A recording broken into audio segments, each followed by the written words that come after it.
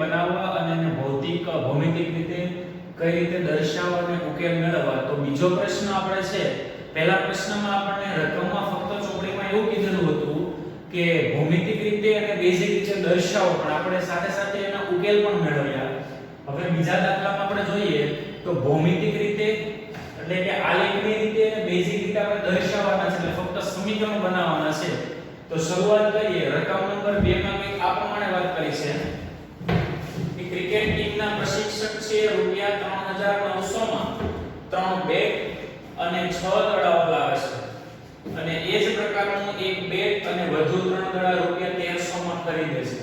તો આ માહિતીને બેઝિક રીતે અને ભૌમિતિક રીતે દર્શાવો. તો સૌપ્રથમ આપણે જે વસ્તુ છે નક્કી કરી લઈએ. તો બેટ અને દડાની કિંમત વિશે માહિતી આપેલી છે. તો ધારણા કરીશું, ધારો કે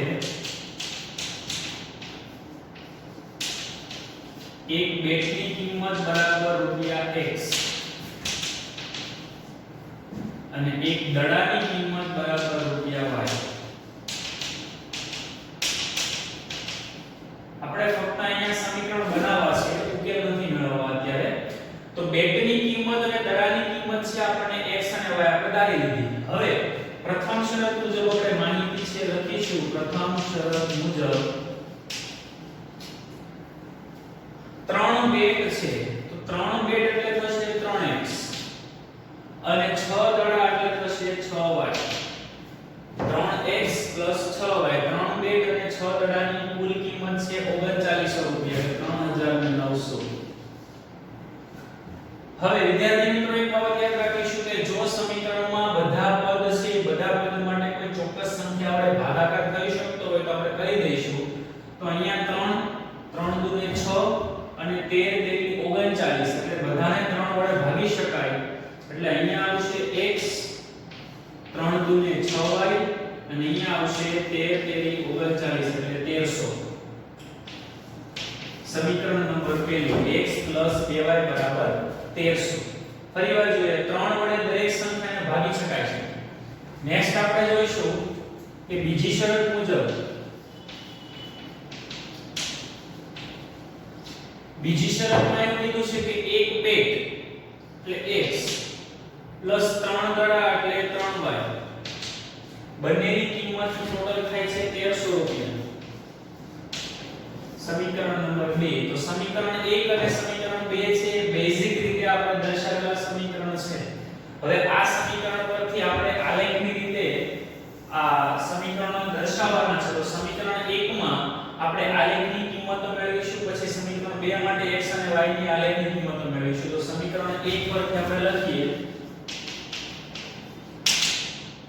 x 2y બરાબર 1300. જ્યારે x ને કરતા બનાવીશું 1300 2y. હવે વિદ્યાર્થી મિત્રો આ બાબતે ધ્યાનમાં રાખવાની કે આપણી કિંમત છે જો y બરાબર 1 લેશું તો 1300 2 એટલે 1298 થાય. તો 1298 આલેખમાં દર્શાવવા થોડા અઘરા પડે, એટલા માટે એવી કિંમત લેવાની કે જે તમને આલેખમાં સરળ પડે. તો આપણે લઈશું એકવાર y બરાબર 0, એકવાર લઈશું 600, એ પ્રમાણે કિંમત લઈશું. તો પહેલા લઈએ y બરાબર 0. y બરાબર 0 લઈએ એટલે આવે x બરાબર 1300 2 ગુણ્યા 0. 2 ગુણ્યા 0 એટલે 0, તો x બરાબર આવશે 1300. બીજું લઈએ y બરાબર લઈએ 650.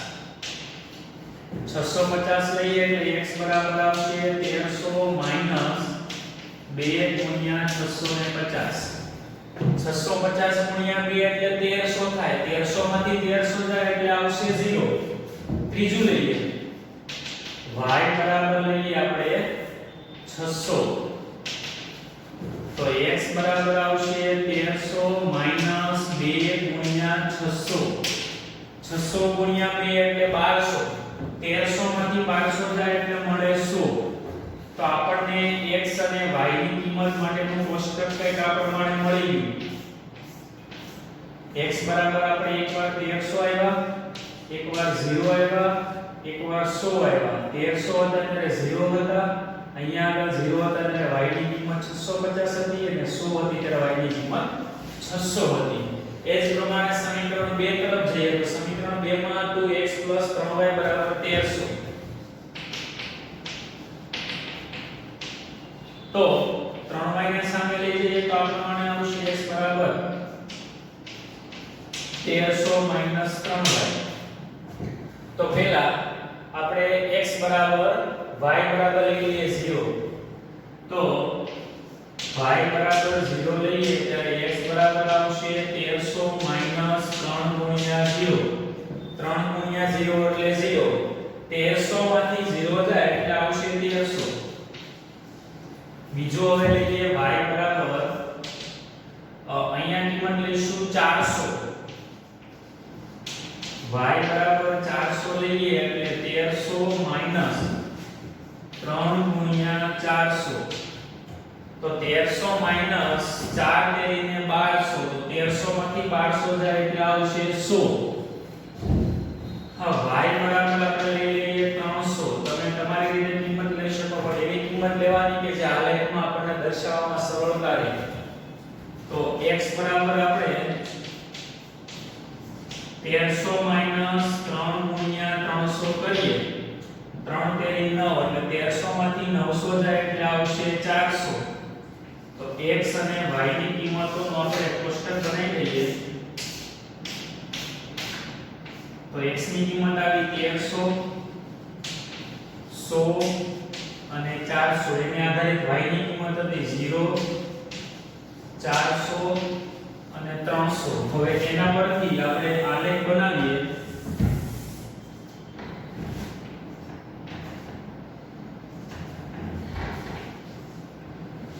તો આપણે જોઈએ તો y ની કિંમત છે 400 સુધી આવે 600 650 સુધી આવે છે એટલે આપણે 700 સુધી જઈશું અને x ની કિંમત highest 1300 તો 1300 સુધી જઈશું તો આપણે શું કરીશું કે 1 સેન્ટીમીટર બરાબર બંને સાઈડ 100 એકમ લઈશું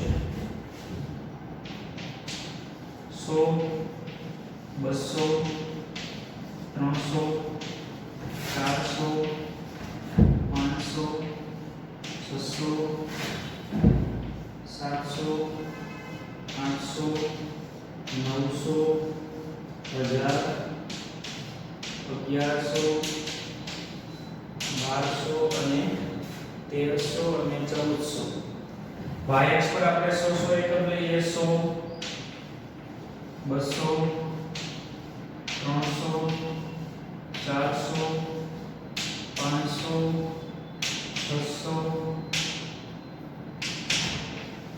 800 સુધી આપણે લઈ લઈએ બરાબર ચાલો હવે પહેલા સમીકરણ માટે લઈશું x બરાબર 1300 ત્યારે y બરાબર 0 એટલે પહેલું બિંદુ અહીંયા આવશે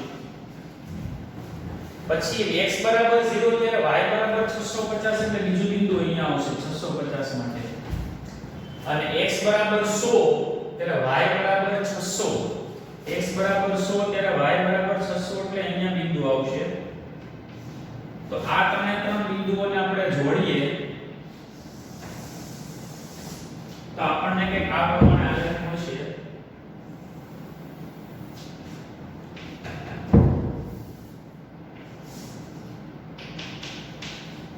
જે આપણું પહેલું સમીકરણ છે એનો આલેખ એક આ પ્રમાણે મળ્યો એ જ પ્રમાણે બીજું સમીકરણ લઈએ x બરાબર 1300 ત્યારે y બરાબર 0 એટલે આ બિંદુ આવશે બીજું x બરાબર 100 ત્યારે y બરાબર 400 એટલે અહીંયા કિંમત આવશે પછી x બરાબર 400 ત્યારે y બરાબર 300 એટલે અહીંયા કિંમત આવશે તો આને આપણે જોઈન્ટ કરીએ તો આપણને આ રીતે આલેખ મળશે આ થયો આપણો ભૌમિતિક રીતે આલેખ હવે અહીંયા જે તે સમીકરણ ઉપર આપણે સમીકરણનું આખું જે નામ છે અને સમીકરણ જે છે લખી નાખીએ તો પહેલું સમીકરણ હતું એ આ વાળું હતું x 2y બરાબર 1300 અને બીજું સમીકરણ હતું x 3y બરાબર 1300 તો આ રીતે સમીકરણને ભૌમિતિક રીતે અને બેઝિક રીતે દર્શાવી શકાય બેઝિક રીતે કઈ રીતે દર્શાવી શકીએ તો કે બેઝિક રીતે આપણે સમીકરણને એક સમીકરણ સ્વરૂપે દર્શાવવાના છે આ માહિતીને અને ભૌમિતિક રીતે સમીકરણ છે છે માહિતી છે એને આપણે રેખા સ્વરૂપે આલેખ સ્વરૂપે દર્શાવવાના છે.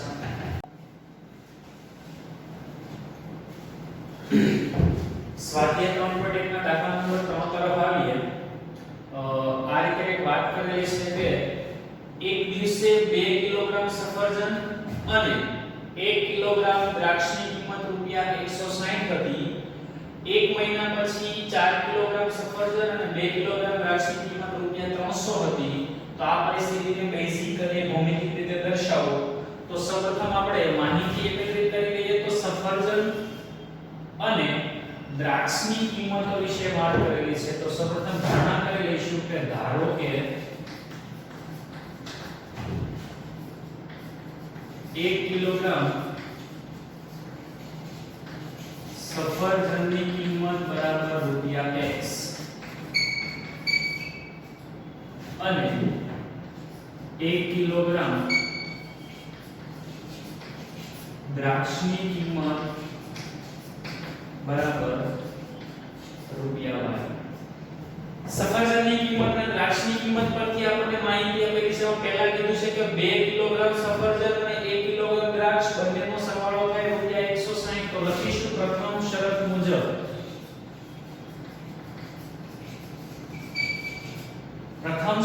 તો 2 કિલોગ્રામ સફરજન એટલે 2x પ્લસ 1 કિલોગ્રામ દ્રાક્ષ. તો 1 કિલોગ્રામ દ્રાક્ષ એટલે y.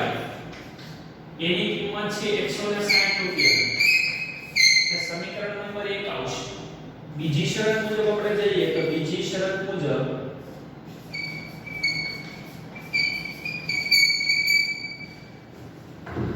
4 કિલોગ્રામ સફરજન છે એટલે આવશે 4x. 2 કિલોગ્રામ દ્રાક્ષ એટલે 2y અને એનું ટોટલ થાય છે 300 રૂપિયા. વિદ્યાર્થી મિત્રો આપણે વાત કરેલી કે સમીકરણમાં જો દરેક કિંમતને ચોક્કસ સંખ્યા વડે ભાગી શકાતું હોય તો ભાગી લેવાના. અહીંયા આખા સમીકરણને 2 વડે ભાગી શકાય છે. તો 4x ને 2 વડે ભાગીએ એટલે આવે 2x, 2y ને 2 વડે ભાગીએ એટલે y અને 300 ને 2 વડે ભાગીએ એટલે 150. સમીકરણ 2 જે આપણા માંગેલ દ્વિચલ સુરેખ સમીકરણ યુગ્મ છે.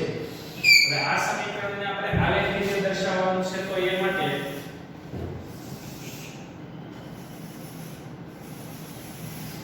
બંને સમીકરણમાં x ને અથવા y ને કરતા બનાવીશું. અહીંયા પહેલા સમીકરણમાં y ને કરતા બનાવીએ તો 2x y બરાબર 160 આવ્યા છે. જેમાં y ને કરતા બનાવીએ 160 2x.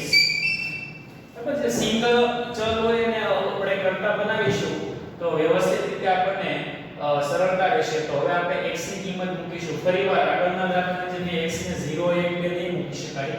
આપણે x ની કોઈ એવી કિંમત મૂકવાની જેથી 160 થી નજીકની કિંમત આવે. આપણે x બરાબર લઈ લઈએ 50. તો y બરાબર આવશે 160 2 કૌંસમાં 50. તો y બરાબર 160 16 એટલે y બરાબર આવે 60. x બરાબર 50 ત્યારે y બરાબર 60. બીજી કિંમત લઈએ x બરાબર 60. x બરાબર 60 એટલે y બરાબર 160 2 કૌંસમાં 60. તો 160 120 એટલે y બરાબર આવે 40. 60 અને 40. નેક્સ્ટ લઈ લઈએ x બરાબર 70. x બરાબર 70 ત્યારે y બરાબર 160 2 કૌંસમાં 70 એટલે 140. તો y બરાબર થશે 160 140 એટલે y બરાબર આવશે 20. સમીકરણ 1 માં x ની અને y ની કિંમત આપણે જે મેળવેલી છે એના પરથી આપણે કોષ્ટક બનાવી દઈએ.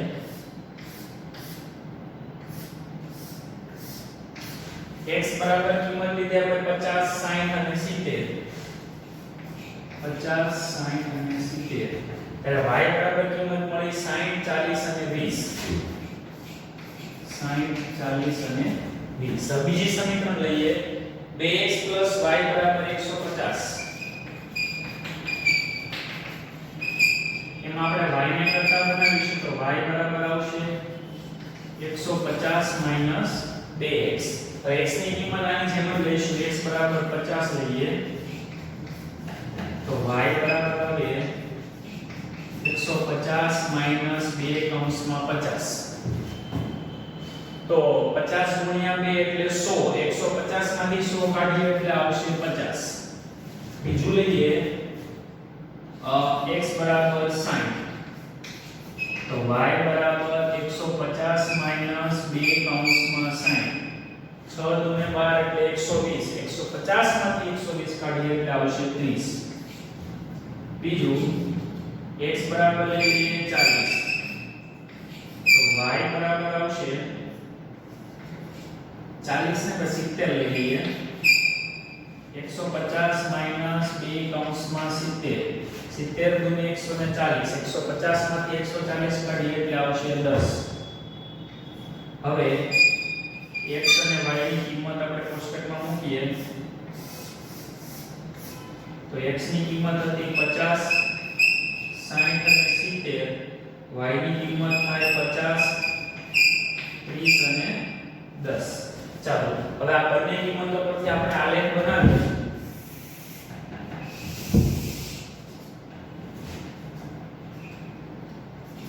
તો x અક્ષ અને y અક્ષ પર આપણે માહિતી મેળવીએ તો બધામાં 10 10 ની કિંમતથી આપણે ગુણાંક છે તો લઈશું x અક્ષ પર 10 20 30 40 50 60 70 80 90 અને 100. y અક્ષ પર પણ એ મુજબ જ લઈશું આપણે 10 10 ના અંતર પર આપણે 1 સેન્ટીમીટર લઈશું એટલે કે x ની બરાબર 10 એકમ અંતર લઈશું.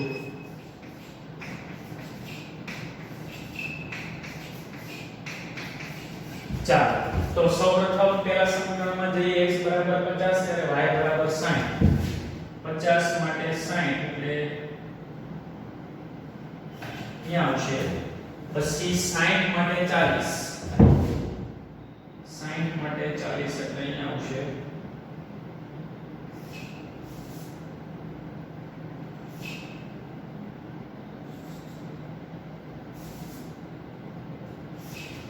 નેક્સ્ટ છે 70 માટે 20. 70 માટે 20 એટલે અહીંયા આવશે.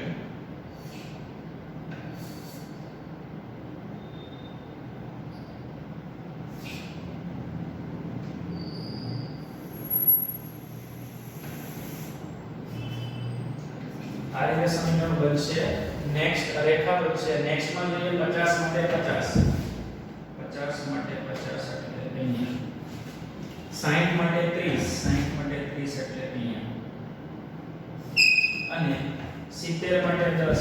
70 માટે 10 એટલે અહીંયા. તો આ સમીકરણ પણ આ પ્રમાણે બનશે.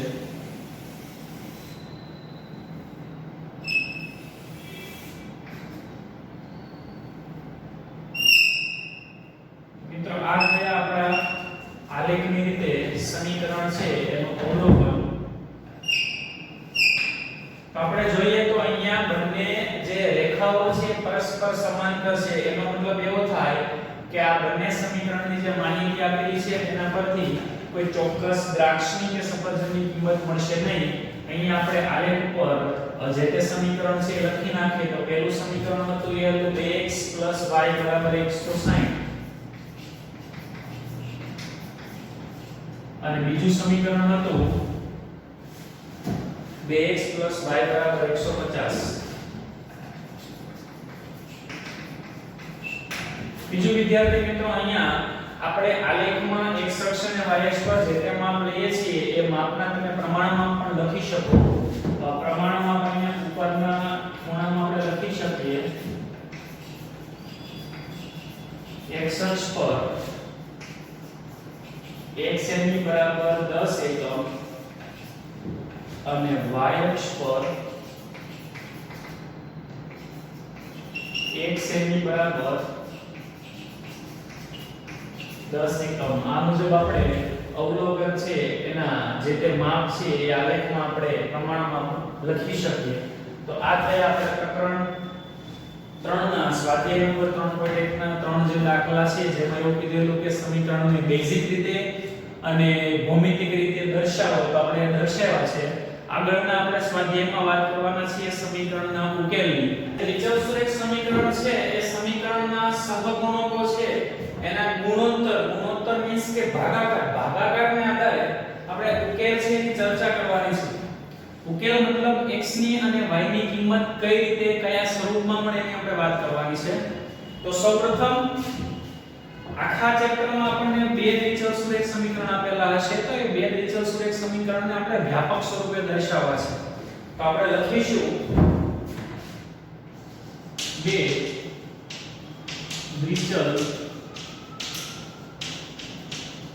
દ્વિચલ સુરેખ સમીકરણ a1x b1y c1 બરાબર 0 અને a2x b2y c2 બરાબર 0 માટે આ બે સમીકરણ છે એના માટે શરત નંબર પહેલી કે આટલા સંજોગોમાં આ સમીકરણ છે એને આવા ઉકેલ મળે છે. બરાબર છે. તો આપણે જે સમીકરણ છે એના જે તે પદના સહગુણકો તો અહીંયા આગળ પહેલા સમીકરણમાં સહગુણકો છે a1 b1 અને c1. બીજામાં સહગુણકો છે a2 b2 અને c2. તો હવે આ સહગુણકો છે એનો જે તે સહગુણકનો ભાગાકાર કરવાનો છે. તો a વાળા સાથે a નો ભાગાકાર b સાથે b નો અને c સાથે c નો ભાગાકાર કરવાનો. હવે ભાગાકાર છે એ આવા સ્વરૂપે આવે તો એ પ્રમાણે જે તે સમીકરણના ઉકેલ છે એનું સ્વરૂપ એ પ્રમાણે હશે. તો પહેલું લઈએ કે જો a1 ના છેદમાં a2 is not equals to b1 ના છેદમાં b2 મળે. a1 ના છેદમાં a2 is not equals to b1 ના છેદમાં b2 થાય તો સમીકરણને અનન્ય એટલે કે એક જ ઉકેલ મળે. સમીકરણને ઉકેલની સંખ્યા કેટલી મળે? એક જ. એનો મતલબ થાય કે એ જે રેખા છે એ કોઈ એક ચોક્કસ બિંદુમાં છેદતી હોય. બરાબર છે. તેમાં નેક્સ્ટ મુદ્દો લખીએ આ સમીકરણનો આલેખ છેદતી રેખાઓ હોય. બીજો એક મુદ્દો લખીશું કે આ સમીકરણો સુસંગત સમીકરણ છે તેમ કહેવાય. તો સુસંગત સમીકરણ છે. શું કામ સુસંગત? કે એવા સમીકરણો કે જેના દ્વારા ઉકેલ મળે છે, એટલીસ્ટ એક ઉકેલ મળે છે તો એવા સમીકરણોને સુસંગત સમીકરણ કહેવાય. ફરીવાર જોઈએ કે a1 ના છેદમાં a2 is not equals to b1 ના છેદમાં b2 થાય એટલે પહેલા જે સહગુણકો છે એનો અને બીજા y ના સહગુણકો છે એનો ભાગાકાર કરીએ. ભાગાકાર સમાન ન આવે તો સમીકરણને અનન્ય ઉકેલ મળે. એક્ઝામ્પલ લઈએ.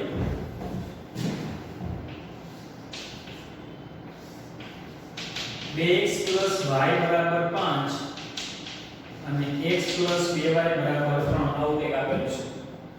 તો a1 a2 b1 અને b2 નો ભાગાકાર કરીએ તો a1 એટલે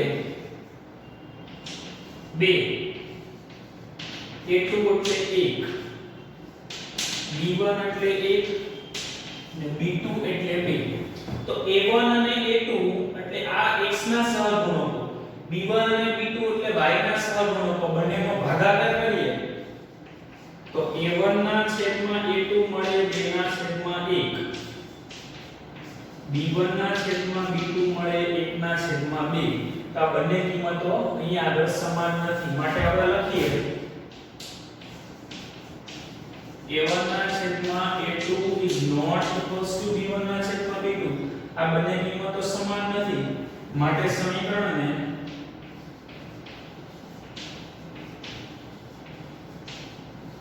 અનન્ય ઉકેલ મળે.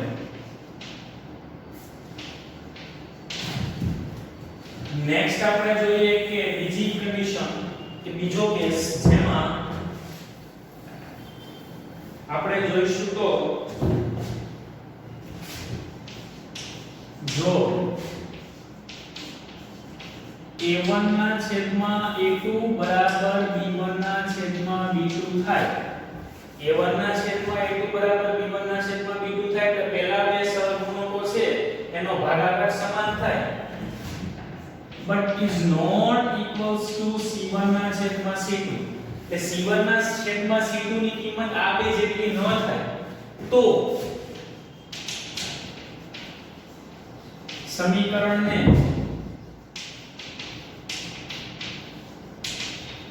એક પણ ઉકેલ ન મળે. એક પણ ઉકેલ ન મળે એનો મતલબ એવો થાય ઉકેલ ગણ બરાબર phi ને બીજા શબ્દોમાં કહેવાય ખાલી ગણ. એટલે અહીંયા શૂન્યોની સંખ્યા આવશે 0, સોરી ઉકેલની સંખ્યા આવશે 0. અહીંયા આપણે વાત કરી હતી કે આ સમીકરણનો આલેખ છેદતી રેખાઓ હોય. અહીંયા આવશે આ સમીકરણનો આલેખ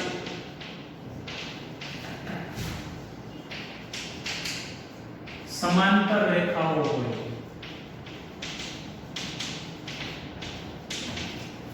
અને આ જે સમીકરણ છે એ સુસંગત નથી. શું કામ એની આપણે વાત કરીશું કે આ સમીકરણ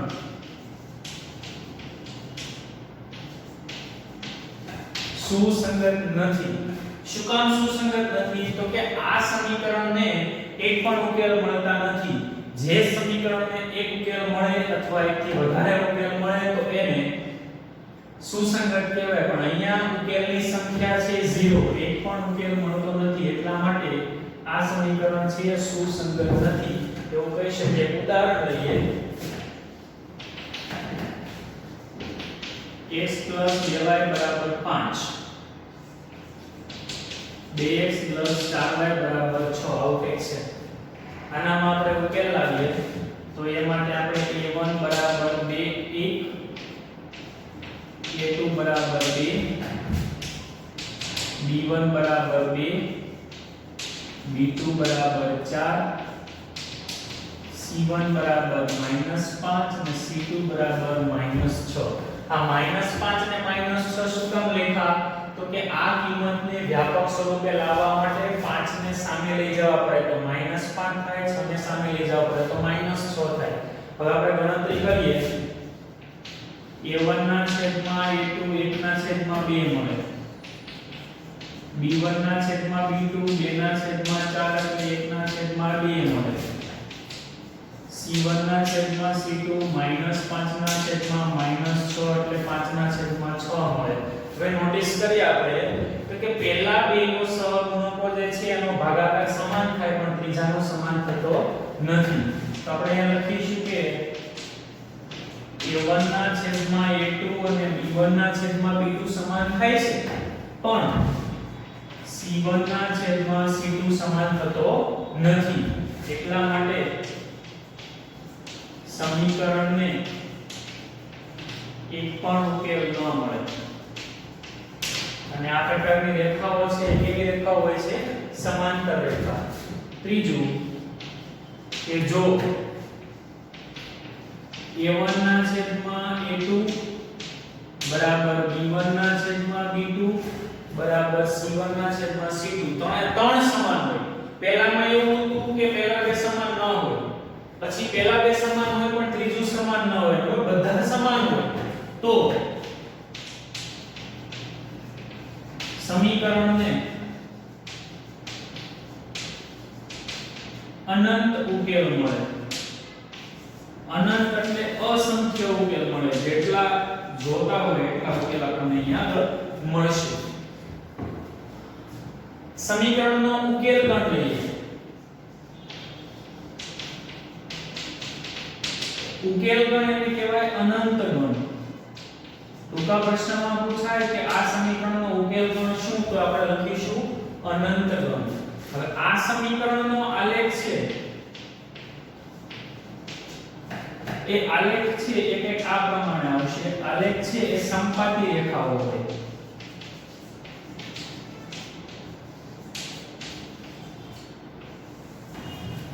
સંપાતી રેખાનો મતલબ એવો થાય કે એવી રેખાઓ છે એક ઉપર એક આવેલી હોય એટલે કે એની એ જ રેખા હોય આ પ્રમાણે. સમજી લઈએ કે આપણને અહીંયા બે રેખાઓ આપેલી છે અને કેટલા ઉકેલ જોઈએ તો કે જેટલા બિંદુઓ આવે એટલા એ સમીકરણના ઉકેલ થાય. તો એક રેખા પર અનંત બિંદુઓ આવે એટલા માટે રેખા છે એના ઉકેલ કેટલા મળે? અનંત ઉકેલ મળે. નેક્સ્ટ લાઈન લખીશું કે આ સમીકરણ સુસંગત છે.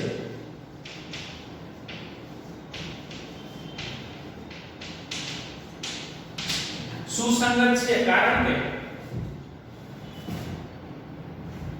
આ સમીકરણના આપણને ઉકેલ મળે છે. જેના ઉકેલ નથી મળતા એ સુસંગત નથી, જેના ઉકેલ મળે છે એ સુસંગત છે. ઉદાહરણ લઈએ આપણે.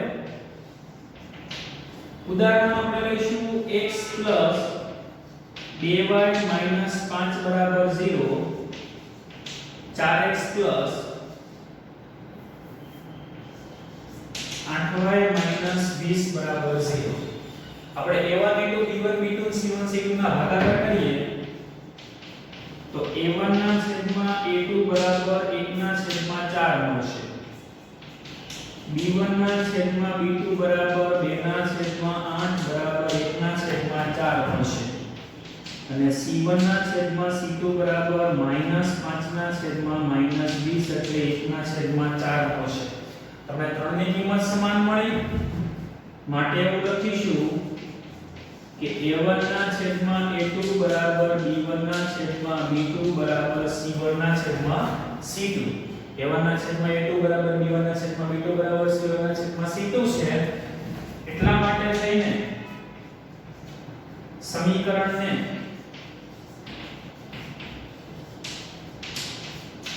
અનંત ઉકેલ મળે. તો ફરીવાર આપણે થોડું હાઇલાઇટ કરીને જોઈ લઈએ. તો પહેલું હતું કે સમીકરણમાં a1 ના છેદમાં a2 બરાબર b1 ના છેદમાં b2 થાય તો સમીકરણને અનન્ય ઉકેલ મળે.